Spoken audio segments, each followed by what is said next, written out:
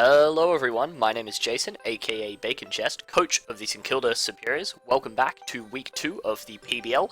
It's going to be our match against Shadow Akumo and the Lake City Liepards. So you can see their team there on the screen, with the Lele, the Heatran, Thunderous, etc. Let's go through a bit of what I was thinking going into this match, and then I'm going to go through briefly the team that we brought, although I don't have the team on this computer, so you'll have to just take my word for what the sets were, and I'm not going to have exact EV spreads and that kind of thing. But looking at this team, Tapu Lele is obviously the biggest threat. This thing with Fairy plus Psychic plus Fire coverage destroys my entire squad. I was really worried, especially about a Scarf set, because obviously that outspeeds everything, particularly like Greninja, and even, yeah, like Greninja's obviously, and Swellow being the fastest mons on my team, Scarf is going to outspeed those. I don't really want to run any Scarfers of my own, except for maybe like Landorus. So yeah, and Specs also a big threat. You know, if he can use momentum from things like Thunderous's Volt Switch, or like U-turn, like Parting Shot Silvally, U-turn from Uxie, Lele could put a lot of hurt on my team, could potentially also set up with Calm Mind, although I do have a response for that. Heatran, so yeah, what else were we expecting? We were expecting Lele, we were expecting Goodra, because it switches in really well to Volcanion and Greninja, who are massive threats to this team. I was expecting Thunderous, because Thunderous is really fast, obviously outspeeds regular Latias by 1 point, which is really crucial. Outspeeds pretty much the rest of my team except for Swellow, which, you know, like, I'm not necessarily having the best matchup with Swellow in this game, with the presence of, like, Heatran and, even just, like, Mega Blastoise can tank a hit. It just didn't really have the best matchup here. And obviously doesn't outspeed Greninja either, but could potentially run a Scarf Thunderous, not necessarily expecting that, but things like Prankster T-Wave could be a huge issue for Greninja, if that's my only faster threat against it. And obviously I'm not switching it. So yeah, I was expecting Lele, Thunderous, Goodra. The other three I was expecting, I had 5 of these fairly locked in. Mega Blastoise, really bulky, again, good switching for Volcanion, decent switching for Greninja, although we'll see that I'm carrying an Expert Belt Greninja with Grass Knot, so not so much. I do about 88%, I think, to Mega Blastoise, so that's destroying it after rocks. I was definitely expecting Conkeldurr to come, because that powerful Mark Punch will destroy Greninja. You know, Assault Vest can tank hits from things like Volcanion, particularly like an Assault Vest Gut set with Mark Punch, Drain Punch, Poison Jab for Sylveon, could live hits from Sylveon, destroy it with Poison Jab. Yeah, I figured Conkeldurr was pretty likely. And then I wasn't necessarily sure about the 6-mon. I was kind of expecting rocks from like Uxie or Gliscor, but was potentially also expecting Silvally with maybe one other change to the rest of the team, because Silvally could potentially use Parting Shot to pave the way for setup from Lele or Thunderous. So, let's go over to the replay so I can show you what I brought. So, I decided to bring, as I said earlier, Expert Belt Greninja, with Grass Knot, Gunk Shot, Surf, and I believe Dark Pulse was my 4th move, off the top of my head.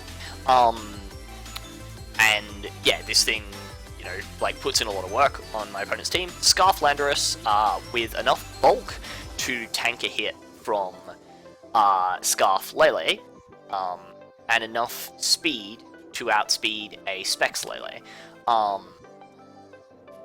Oh, I mean, obviously we're gonna have enough speed for a Specs Lele, but yeah, we were really bulky. I think, yeah, actually no, maybe the speed was for something else, but anyway, could have been for Thunderous actually. Yeah, no, I think it might have been for Thunderous. Anyway, so yeah, but yeah, we're Adamant Scarf, which means we do about, I think we have a really good chance of KOing particularly after rocks, on a sort of not bulky Lele, which is really good, obviously.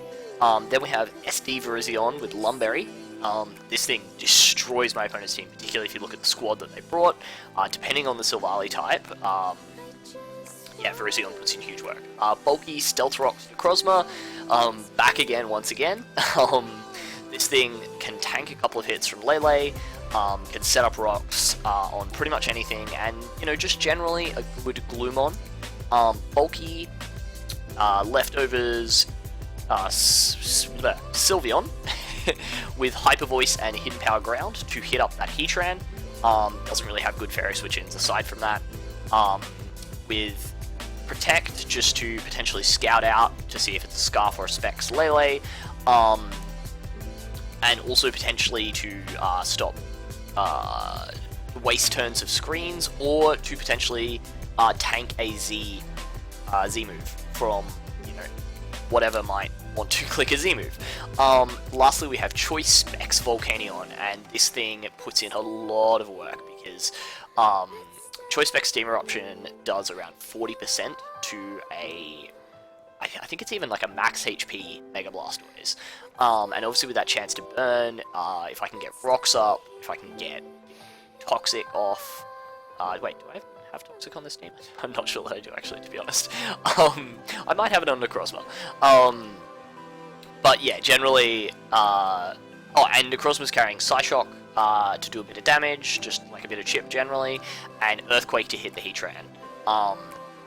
And then yeah, Volcanion has, I think, Steam Eruption, Sludge Wave, and then I think it has just Scald as a backup water move. Definitely doesn't have a fire move because I just didn't need Fire Stab against this team. And then Explosion as the last move, just, you know, because I didn't really have another move to put there, and I didn't want to be set up bait for anything. So let's get into how the battle went down. So, I'm going to be leading off with Necrozma, it's going to be leading off with Silvally. I see no reason not to click rocks. It's Silvally normal, you see, which possibly was there to challenge Fagragus, particularly since I see the Shadow Ball. But, you know, that's not really going to do much in this game, and actually is great because it gives me more setup bait for Virizion.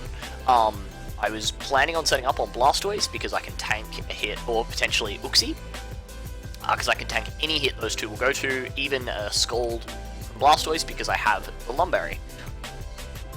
So we were, yeah, hopeful, particularly once I worked out whether or not it was a Scarf Lele, to be able to do that. What you actually see with my opponent's team is that they have got Cloyster, and they haven't let out with it, which leads me to believe it is a Shell Smash set rather than a Hazard stacking set. And given that Uxie is there, I'm kind of expecting screens, maybe rocks, like a big bulky Uxie, and then Parting Shot on this Silvally to potentially set up with either Cloyster or Lele. Although I'm kind of expecting Scarf Lele, given how slow this team is, given that we don't see the Thunderous. Yeah, as you can see, I take absolutely nothing from that Shadow Ball as he switches out into Cloyster on my Psyshock. And I get a crit there, which doesn't matter because it's a 3-hit KO regardless. We get a little bit of leftovers recovery, and I see this Cloyster, and I'm like, what is this Cloyster doing? Like, I just don't understand. If I'd been Psychic, that would have just 2-hit KO'd, so potentially didn't think it was particularly useful in this game. I just don't know, like, but yeah, this thing was potentially a massive threat. I suppose Necrozma was the only thing it could have set up on, although I feel like it could have maybe set up on Volcanion later in the game. Yeah, I'm just really not sure what my opponent's thought process was here.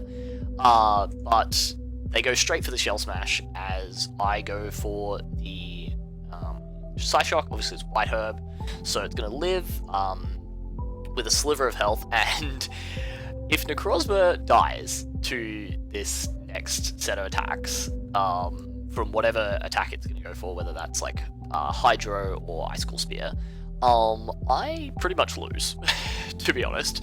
Greninja is not carrying Water Shuriken, I have no other form of priority on my team.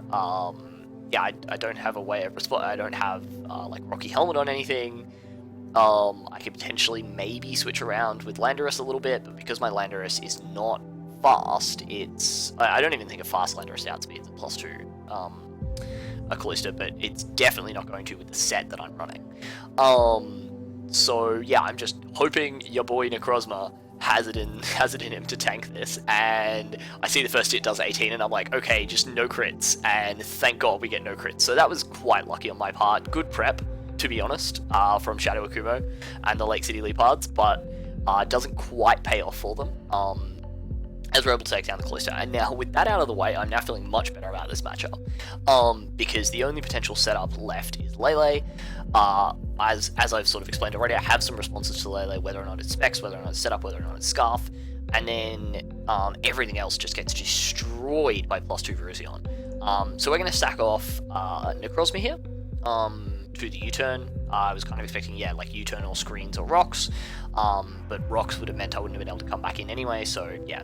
Goes out to Silvally, as we're able to bring out Virizion to threaten this. I just click the close combat, just because I don't yet know if it's Scarf Lele, so there's no real point in trying to set up. Goes out to the Uxie, so that's good information about, well, that's his initial switch in. It also means this Uxie isn't all that bulky for him to take 15% from close combat, although, you know, still like reasonably bulky. Sets up a couple of screens as I just click Hyper Voice. We do about 19%, which becomes a relevant role later in the game. As brings out the Heatran, takes 3 from my Hyper Voice, but that's okay because without leftovers, we don't see any leftovers. I can just click Hidden Power Ground and do, you know, 20%. That's not too bad. We're starting to chip away at this Heatran. It'll now die to pretty much any hit. Specifically, it now, at 100, it doesn't die to Surf, depending on the set. I think if it's really bulky, it can only take like 6. It only takes around 65 or so. This is really good damage because now it just guaranteed dies to that Surf unless he's still got the light screen up, which obviously I'm just gonna stall out a bit by now just clicking Protect. He actually clicks Slash Cannon and does about 58% and then switches out into Uxie. I don't really know why, because that just seems like a bit of a momentum drain, and obviously he had like a guaranteed kill there with Flash Cannon. Maybe he was predicting a switch into something, I'm not quite sure. But Flash Cannon was going to do a fair bit to anything on my team, and Uxie wasn't necessarily the best switch for the only thing that resisted, being like Volcanion or Greninja. So goes back out into Heatran after like a couple of U-turns and a couple of protects. As we're just gonna click Protect again, stall out this last turn of light screen now that the so now both screens are gone. Heatran is here, and Heatran is going to click Flash Cannon. I can almost guarantee it. Maybe clicks like Lava Plume or maybe like an Earth Power, predicting Volcanion to come in. But I see this as a really safe opportunity to go to Greninja, because even if it is Z Bloom Boom, there's just no way you're clicking Z Bloom Boom in that situation. Because, you know, if you waste that move, then you're stuck with Solar Beam, which obviously is never going to be helpful. Which is why I don't particularly like Z Bloom Boom Heatran in a drafting format. I did have it, actually, as you know, previously, but, you know, as we saw, the one time we used it, got stalled out with Protect by a Vaporeon in the Brawl Fall. So, we're able to bring out Greninja. Doesn't really have good Greninja switch-ins, because there aren't really good Greninja switch-ins, especially when you don't know what set it is yet. So I just click Surf, get rid of the Heatran, it brings out the Silvally, goes for an Ice Beam, gets a crit, but after Leftovers Recovery is not going to kill me unless he's got some sort of powerful normal move, or something to hit me super effectively. I'm not sure that Silvally does get anything to hit me super effectively, but whatever. So we're just going to click a Hyper Voice or a Protect. Oh no, we're just going to click Protect here just to scout out potentially to see what set he is. The fact that he did switch after that Ice Beam does kind of make me suspect he might be Scarfed. I'm not sure, but yeah, Ice Beam was a bit of a weird play given I had Greninja inside. I don't really know what move he was going for there, but yeah. Because, hang on, I just want to see. Yeah, I'm not sure if we knew at this point what set he was. Like, certainly I didn't in the battle, but I don't know if there was necessarily a way of me knowing. Anyway, I click Hyper Voice, we get a crit there, but as we know from before, we do 19% through the light screen anyway, so that didn't matter at all. Now Silvally is there, and brings out the Tapu Lele, and I'm thinking, cool, this is what we've built this team around, is being able to beat Tapu Lele. We've got Sylveon here, he can't set up. Even if he's like set up leftovers, as long as we just click Hyper Voice, we'll do enough damage where Earthquake is guaranteed to kill after Leftovers Recovery, and if it is Scarf, then he'll have to lock himself in to a move, and then we'll be able to come in with either Volcanion or Greninja, depending on if it's Moonblast or Psyshock. So yeah, he goes for the skill swap though, and I'm just like, what is happening? What is happening right now? So he takes my Pixelate, and I'm thinking, is this like Hyper Beam? It doesn't get Hyper Voice, so I just, like, it must be Hyper Beam? I don't know what that's there for, but potentially this was to take away Technician from Mega Sizzle? I just don't know really what this set achieves, but you know, it did throw me off guard.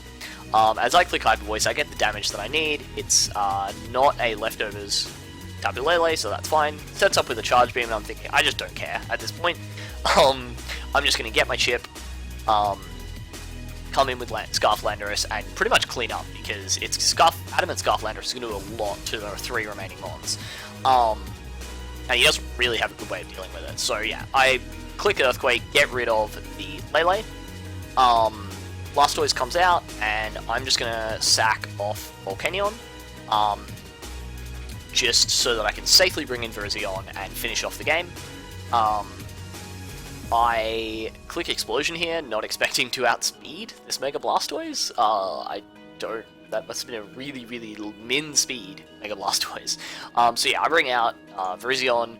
We've gotten such good chip off with Explosion that Leaf Blade is guaranteed to kill. Leaf Blade into close combat kills the Silvally, so yeah, it didn't really matter. And he is in fact Scarf Silvally, so it does about 36. A freeze there might have resulted in problems for me, although I think Greninja still probably would have cleaned up. Yeah, I think Greninja would have still 2-hit carried, so he would have had to freeze Virizion and Greninja. And I'm assuming that Ice Beam would have killed Landorus, although, to be honest, I haven't done the calcs, because I was not expecting an offensive Scarf Silvally. Normal. Yeah, so that's a good game to Shadow Akumo and the Lake City Liepards. That leaves us at 1-1 going into Week 3 of the PBL. So until next time, peace.